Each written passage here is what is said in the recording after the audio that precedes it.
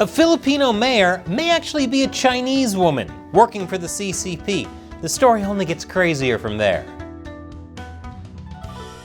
Welcome to China Uncensored, I'm Chris Chappell. The Philippines may be onto a Chinese conspiracy so intricate and wild, you'd think it was the plot to some thriller flick. I would call it Dr. Filipino. This is why you watch China Uncensored. Earlier this year, small-town Filipino mayor Alice Guo was accused of being a Chinese spy and suspended as mayor with no pay up to 6 months while the investigation plays out. Maybe a better title would be From China with Love. Now, I covered the story in a previous episode. I'll leave a link below to that. But things just kept getting weirder. As a recap, Guo drew national attention after the police raided Unearth Technology Inc., a Philippine offshore gaming operator, or POGO, in her constituency of Banban back in March. During the raid, police found several documents that tied Guo to the POGO's operations. This led to a Senate hearing where Guo was questioned about her involvement with the POGO and seemed unable to answer basic questions about her background. Guo claimed that she grew up on a pig farm and was homeschooled. And yet, she couldn't remember the name of the organization that homeschooled her. She also said that her birth certificate was only registered with local authorities when she was 19 because she was born at home and not in a clinic or hospital. And you know how busy people can get. I mean, who has time in 19 years to do something as unimportant as get a birth certificate?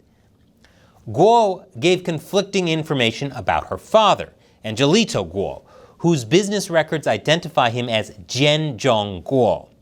At one point saying he was Filipino even though she had previously said he was Chinese. And it just keeps getting weirder. As people kept digging into her past, they're finding more and more inconsistencies. Guo has explained away previous inconsistencies by claiming that she is the love child of her father and Amelia Leal, a Filipina maid who worked for her father's wife. She says she didn't want to upset her father. But that story has flaws as well. For one, the birth certificates of Alice Guo and her 2 siblings show that her father, Angelito Guo, married her supposed mother, Amelia Leal, but the 3 certificates have 3 different marriage dates. Maybe there were multiple Amelia Leals and her father married them all. Yeah, that's it. But there might not be an Amelia Leal. Investigators found no records of her birth, leading one official from the Philippine Statistics Authority to say that it's possible she doesn't exist. Which makes perfect sense. Like I said, who has time to get a birth certificate? Nothing shady here at all. So who is Guo's mother, if not Amelia Leal? One candidate is a Chinese citizen named Lin Wenyi. She was listed as the incorporator of several registered companies of the mayor's family. Alice Guo's affiliates deny this, saying that Lin is just her father's partner in the non-romantic sense. But if that's the case, then why did Alice Guo list Lin Wenyi as her mother in bank accounts?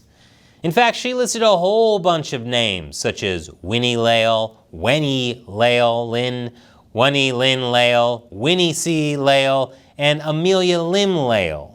Honestly, this is the most compelling evidence I've seen of her being a Chinese agent, since everyone knows that Winnie is the leader of the CCP. But don't worry, that's totally normal behavior. I should know because my mom goes by a dozen different names, and she didn't even give birth to me. And she's also a Shutterstock model. Yep, that's my mom. If Alice Guo's real mother is Chinese, then this throws a pretty big wrench in Guo's claim to Filipino citizenship, since the Philippines grants citizenship through the mother. Guo insists that she is a Philippine passport holder and that she only has 1 passport. But a recent continuation of the Senate hearing on POGOs puts that into question. You know you're shady when you lie too much to be a politician. Guo has a lot of answering to do because, as it turns out, there are 2 Alice Leal Guos, both born in Tarlac on July 12, 1986. This is turning into such a cliché thriller movie plot. I wouldn't be surprised if they both end up grappling each other on a rooftop with someone holding a gun trying to decide who's the real Alice Guo. And guess what else? The mayor, Alice Guo's fingerprints matched that of a Chinese woman named Guo Huaping. This Chinese woman with a similar name and identical face stole the mayor's fingerprints. Quick, arrest her for identity theft. Records from the Board of Investments of the Guo family's application for a special investor's resident visa shows Alice Guo, or shall I say Guo Huaping, entered the Philippines on January 12, 2003 when she was 13 years old. It also shows inconsistencies with her official birth date. According to those documents, rather than being born in Tarlac on July 12, 1986, Guo was actually born in Fujian, China on August 31st, 1990. So she's a 90s baby and not an 80s baby like me? Now I can tolerate lying about your name, parents, and literally everything else. But this is where I feel personally betrayed. According to Senator Risa Hontiveros, this confirms what I have suspected all along. Mayor Alice is a fake Filipino, or should I say Guo Huaping. She is a Chinese national masquerading as a Filipino citizen to facilitate crimes being committed by Philippine offshore gaming operators. The Senate probe also found that Guo allegedly faked her incorporators in the Pogo Hongshan gaming technology by stealing the identities of vendors at the public market in Tarlac. Is there an identity she won't steal? I don't even know if I'm safe at this point. All in all, it was probably a pretty good call for the Philippine Nationalist People's Coalition to expel Guo from its roster. Too much of a liar and too corrupt to be a politician. This is almost as impressive as it is nefarious. So what happens next?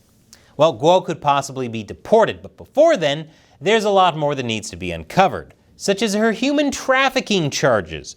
Guo was linked to an alleged grand conspiracy to commit labor trafficking of around 500 foreign Pogo workers who were rescued during a raid on the compound on March 13th. Just in case Guo is thinking of ditching town, the Philippines Justice Department issued an immigration lookout bulletin order on her. And now lots of Pogo scam suspects are trying to flee the Philippines. Guo's family is being subpoenaed. This includes Guo's father, suspected biological mother, and her siblings Sheila, Simon, and Wesley Leal, along with the accountant in charge of filing documents for Guo's family's businesses. At this point, I wouldn't be surprised if they were all just Guo in a series of wigs. And there are also Guo's business partners. Authorities continue to search through potential sources of information on them. It'll be quite a ride as more information comes out, so stay tuned for updates to see the thrilling conclusion of Dr. Filipino. The CCP hates it when I scrutinize what Chinese criminals, especially those with direct CCP ties, do abroad. That's why Chinese state-run media has called China Uncensored disgraceful anti-China garbage. So join what I call the China Uncensored 50-cent army on Patreon. And as a thank you to everyone who gives on Patreon, I'll respond to one of your questions or comments at the end of these episodes. Today's comes from Mervin.